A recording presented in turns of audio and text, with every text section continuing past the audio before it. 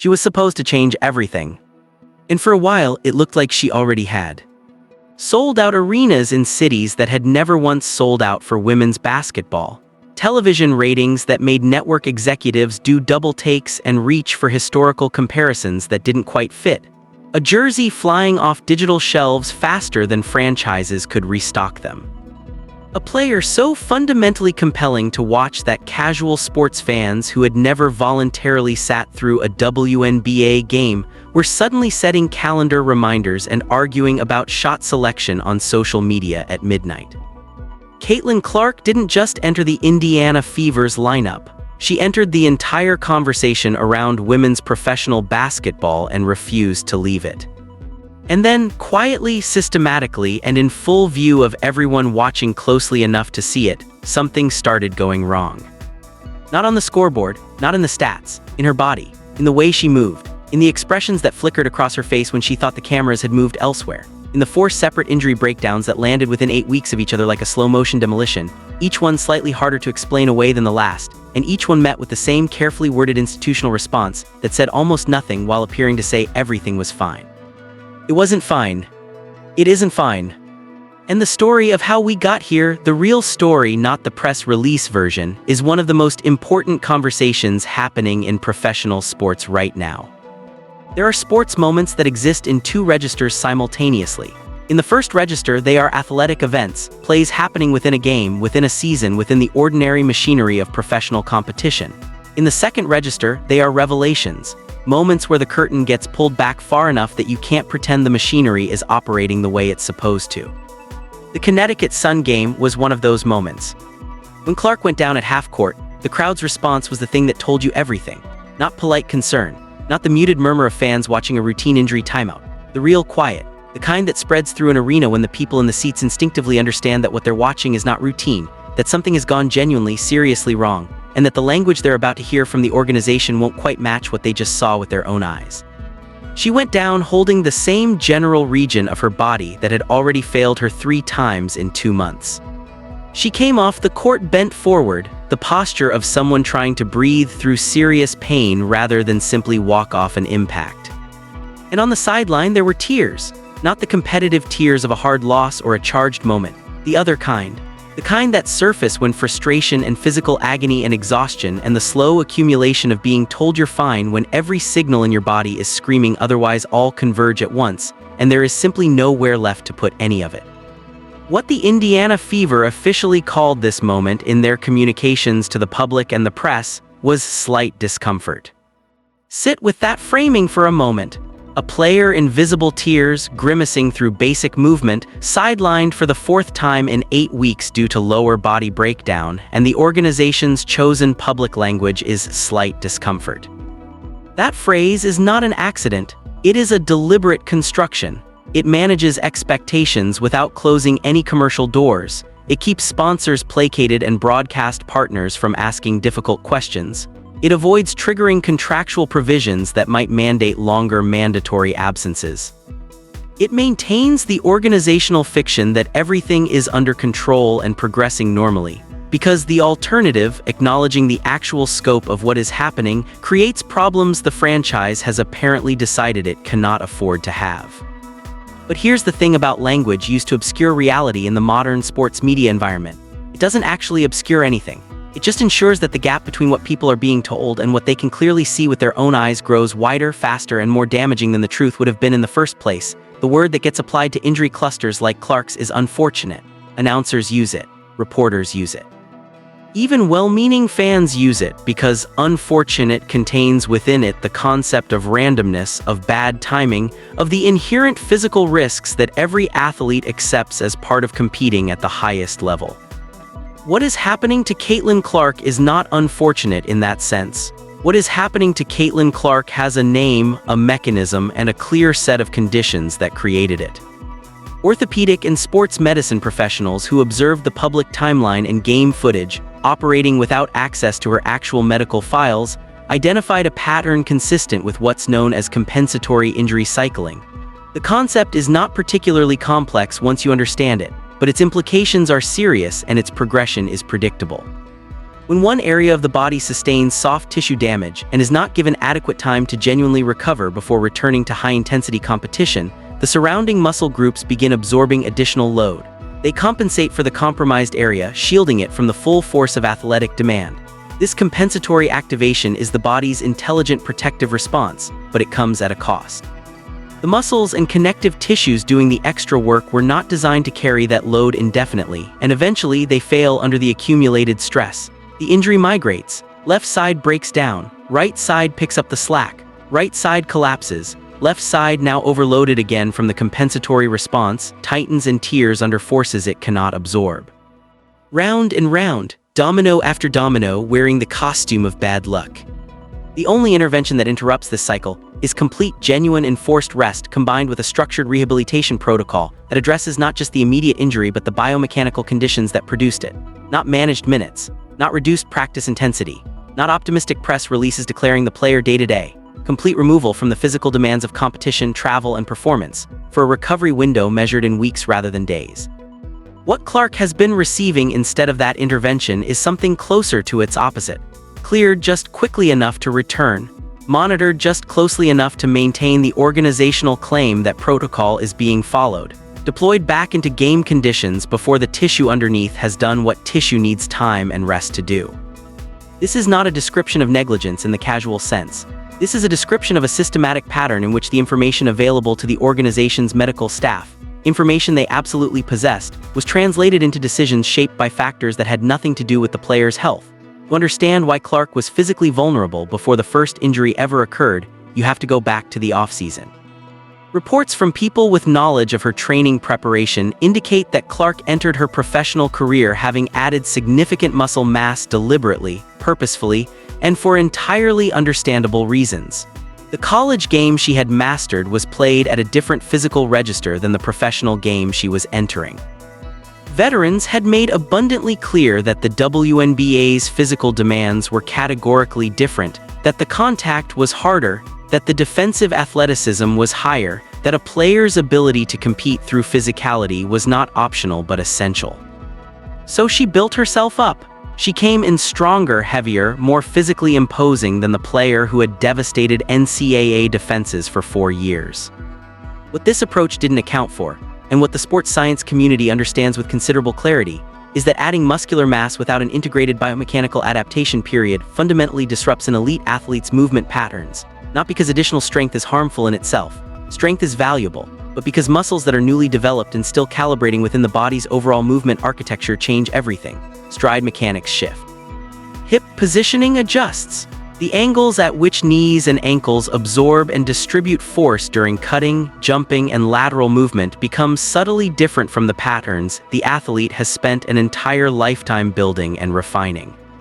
Clark's shooting release, her footwork coming off screens, the specific mechanics of her movement patterns at full speed, all of it had been developed in a body proportioned and balanced differently than the one she brought into the professional game. She was, in biomechanical terms, a precisely calibrated instrument that had been meaningfully reconfigured without a corresponding recalibration process. Then the WNBA schedule arrived. There is no gradual entry in professional women's basketball, no training camp rhythm designed to ease a body into competitive demands. The schedule arrives at full intensity immediately, with back-to-back games separated by cross-country travel, compressing whatever recovery window might theoretically exist into the hours between landing and tip-off. This is true for every player in the league, and it is a structural problem that the league has been slow to address even for its veterans. For Clark specifically, this baseline of physical demand was amplified by a promotional and commercial calendar that was unprecedented in the WNBA's history. While her teammates navigated the narrow recovery windows the schedule provided, Clark was simultaneously fulfilling media obligations, sponsor commitments, and nationally televised spotlight appearances that consumed hours her body would otherwise have spent recovering. A biomechanics specialist who works with track and field athletes at the Olympic level described this kind of scenario without direct reference to Clark, but with language that applied with startling precision. When you change a high-performance athlete's movement foundation at the structural level and then immediately expose them to elite competitive demands without an adaptation period, you're not creating a failure scenario that happens right away. The failure accumulates, the system runs. It may run well for a while, visibly and impressively well, while the underlying stress accumulates in the tissues, invisible, compounding, building toward the moment the body can no longer absorb what it's being asked to absorb. That moment arrived 4 times this season, and the organization responsible for recognizing its approach expressed surprise each time. This is not a situation where the correct response is genuinely ambiguous.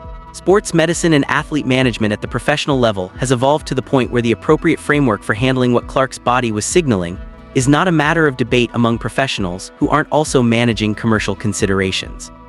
The moment the left quad registered as damaged in the early weeks of the season, the medically defensible response was a complete shutdown of competitive activity for a minimum of 2 to 3 weeks, accompanied by immediate activation of specialist resources focused not just on treating the specific injury, but on investigating its origins.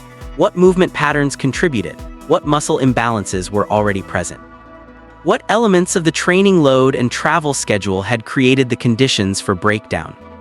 A genuine recovery protocol addresses those underlying questions, corrects the biomechanical conditions that generated the problem, and does not return the athlete to full competition until those corrections are validated.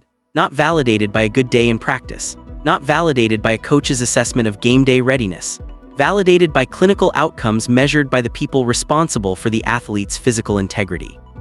The coaching staff in a genuinely player-first organization adapts its game planning around the player's absence rather than accelerating her return to make the adaptation unnecessary. The communications team frames the extended recovery as organizational discipline and long-term strategic thinking, which the public, particularly an audience as sophisticated as the one following this team, genuinely respects when it's presented honestly. What Indiana did instead produces results visible in the public record. She was returned to the court before the underlying tissue had healed. Minute restrictions were applied inconsistently and quietly dropped when game situations seemed to demand more. Injury updates were timed and worded to minimize alarm rather than maximize accuracy.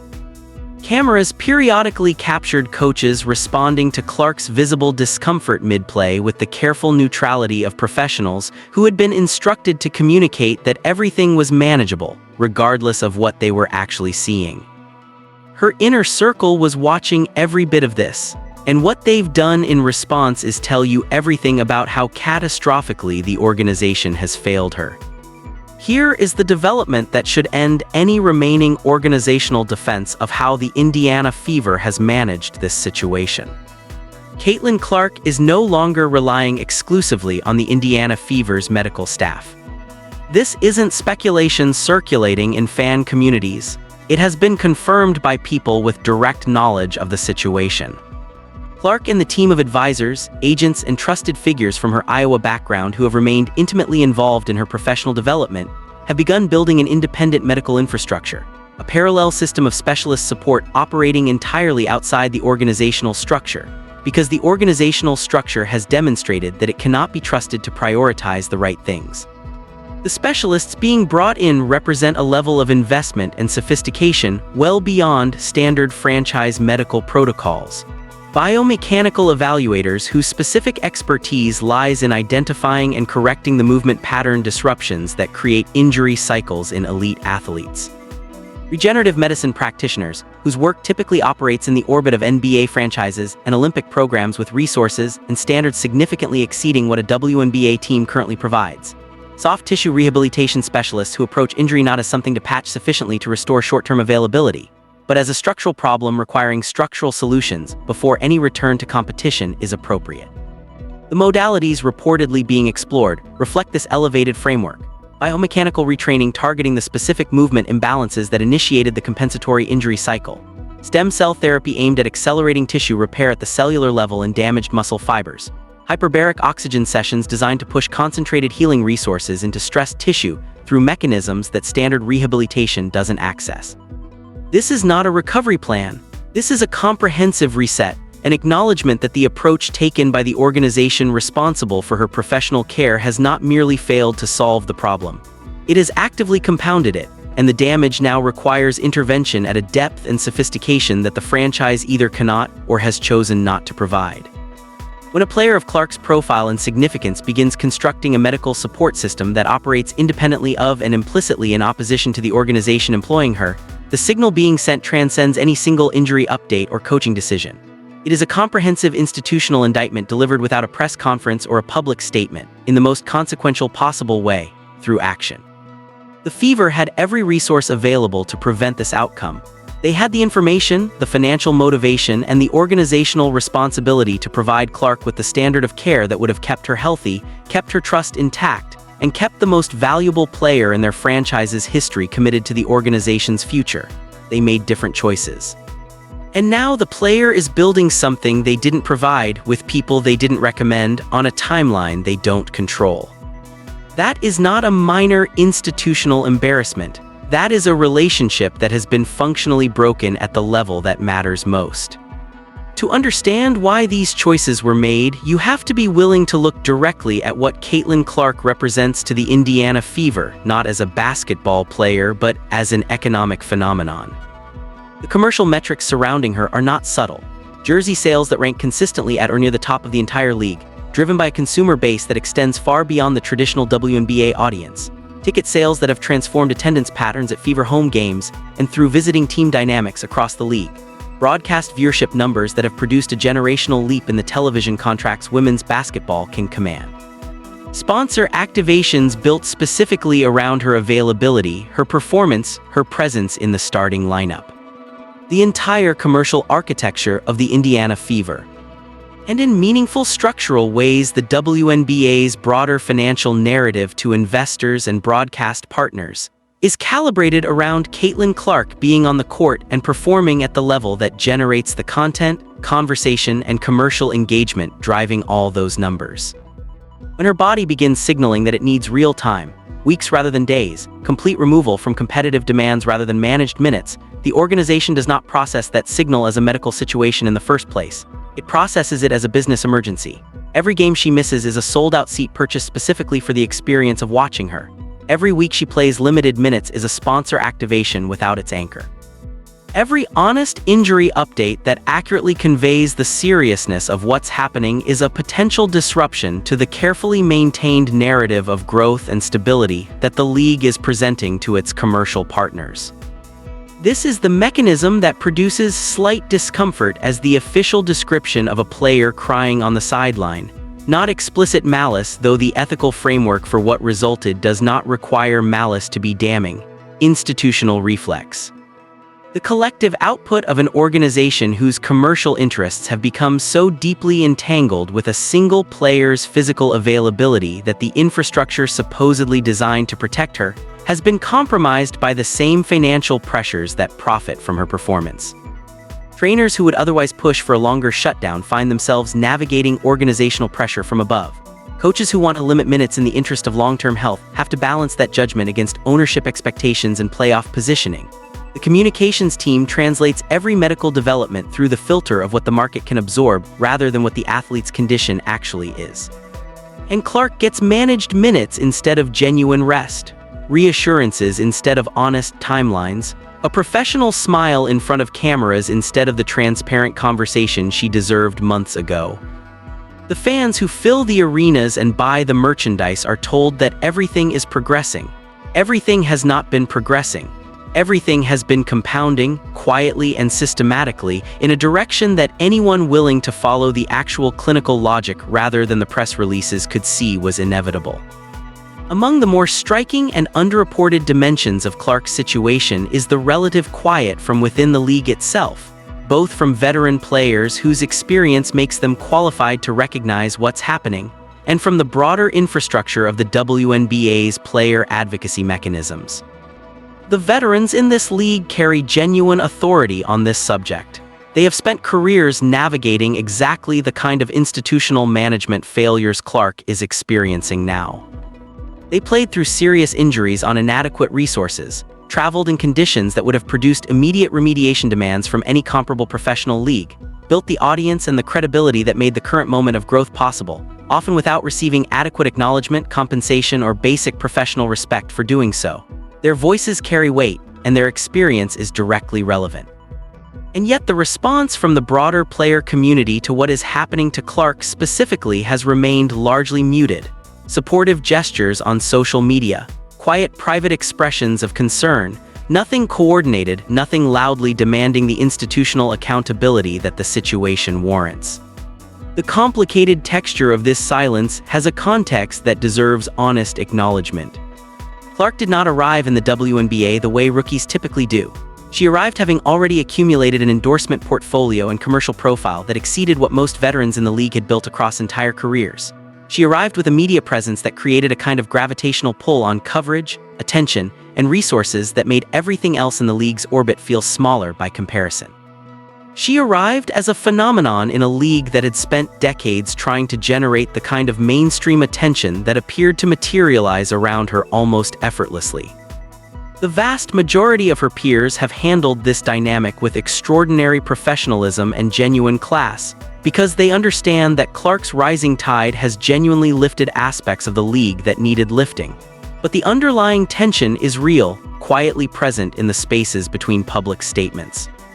There is a friction between the players who built this league in relative obscurity and the player who arrived and immediately became its most commercially valuable, most visibly promoted, most comprehensively resourced face.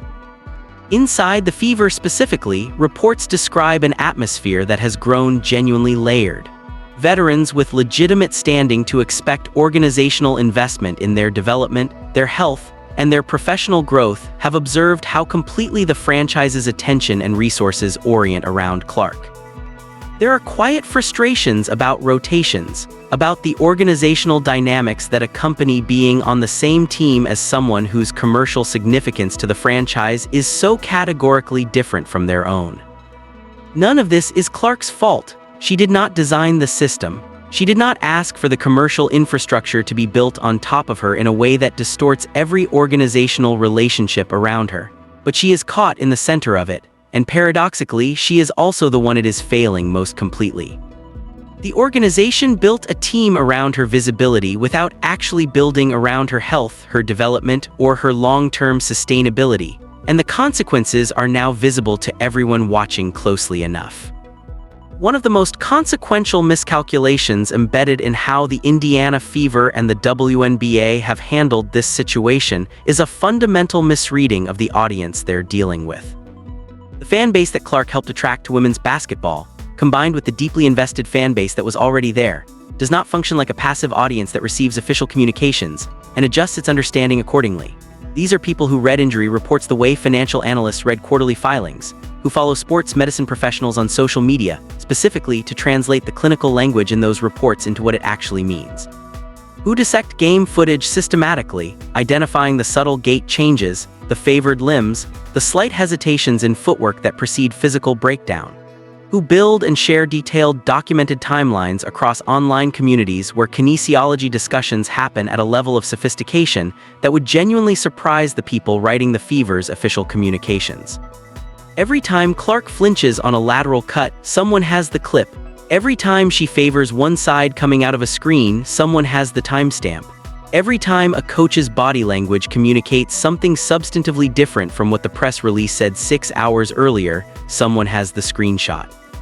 The information gap that organizational communication strategies were designed to exploit in an earlier era of sports media, when official statements traveled faster and carried more authority than fan observation and analysis, simply does not exist in the same way anymore. The tools for independent verification are free, widely distributed, and being actively used by a motivated audience that cares deeply about both the player and the integrity of the information they're receiving about her. The credibility erosion that the Indiana Fever has created through 8 weeks of systematic understatement is not abstract. It is measurable in the tone of online communities, in the nature of questions being directed at the organization's media representatives, in the hashtags circulating that use language the franchise would find uncomfortable. The fans who feel that they have been consistently misled do not become neutral in their assessment of the organization. They become adversarial. They extend their skepticism retroactively to everything the organization has said and forward to everything it will say.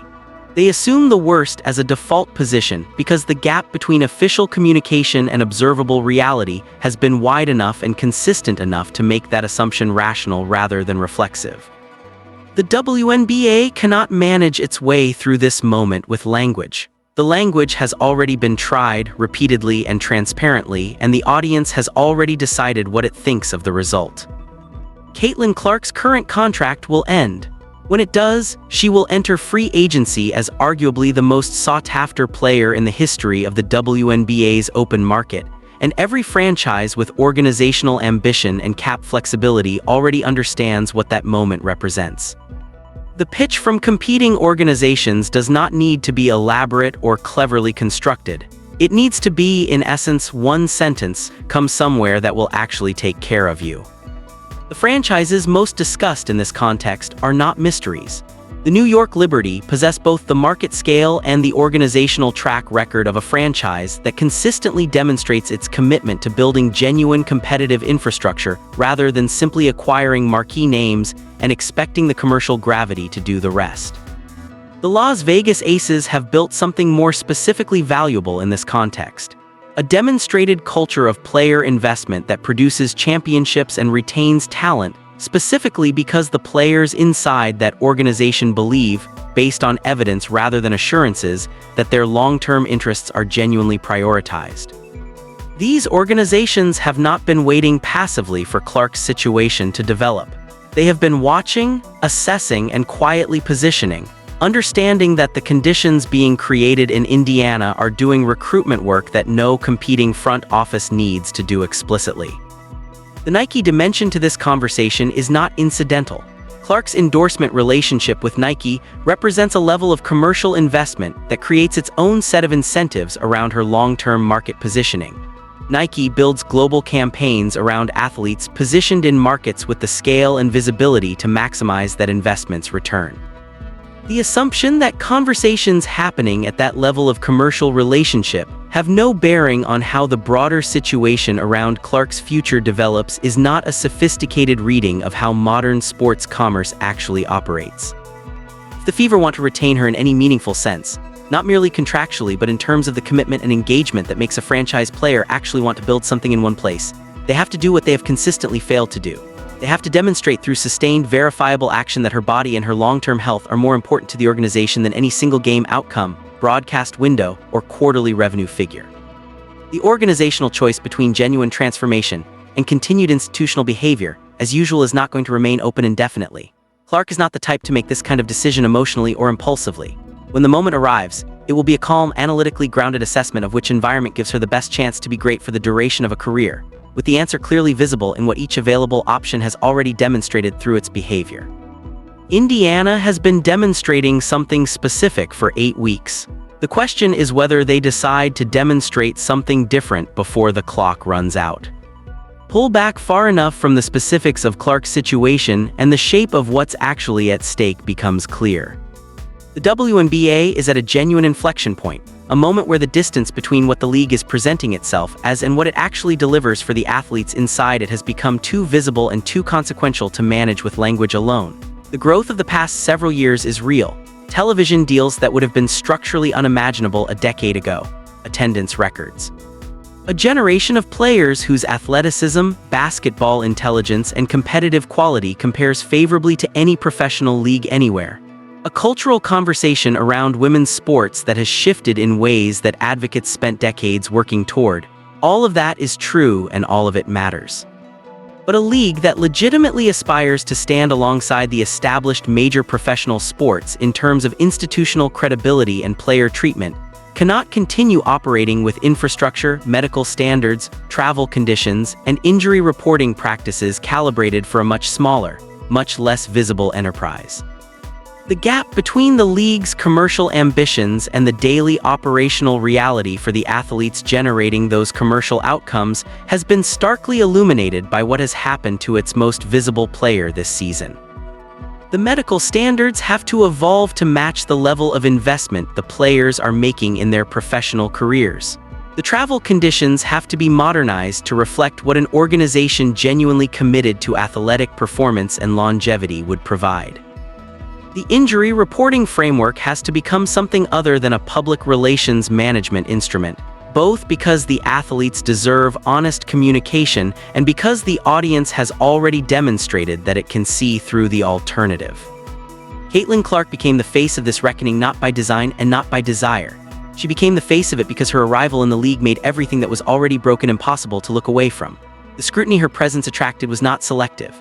It landed on the entire infrastructure surrounding her, and what it illuminated was a structural gap between what the WNBA promises and what it delivers at the level of basic player welfare.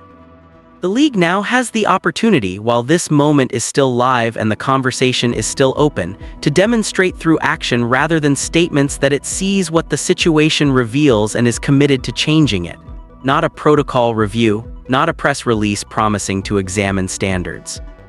Actual transformation, visible and verifiable, of the conditions that allowed the most important player in the league's recent history to be mismanaged through 4 separate injury breakdowns in 8 weeks, while the organization described the situation as slight discomfort. Whether that transformation happens is the most important question in women's basketball right now. Not who wins the championship this season, not which rookie sets the next statistical milestone. Whether the people responsible for this league look clearly at what has happened to Caitlin Clark and make the decision that it cannot be allowed to happen again. Here is what remains true underneath everything that has gone wrong. Caitlin Clark is not finished. She's not broken. She's not a cautionary tale about the risks of hype and expectation. She is an elite competitor who has spent this season navigating institutional failures that would have ended the professional careers of athletes with less physical resilience and mental fortitude, and who has responded to those failures by doing exactly what elite competitors do when the systems around them fail, taking control of what she can control. The independent medical team being assembled, the outside specialists being brought in, the comprehensive reset being undertaken entirely on her terms, this is not defeat. This is a competitor who has identified the problem with absolute clarity and is solving it with the same precision and intelligence she brings to everything else. The comeback will come when she is ready. Not when a press release declares her availability, not when a coach decides the matchup is favorable enough to justify the risk. When Caitlin Clark, with full information and complete agency over her own body, determines that she is prepared. The version of her that returns from this will have been through something that most professional athletes never have to face: a direct confrontation with the institutions charged with her protection choosing other priorities instead. That experience clarifies things permanently. It reveals with absolute finality who is actually in your corner.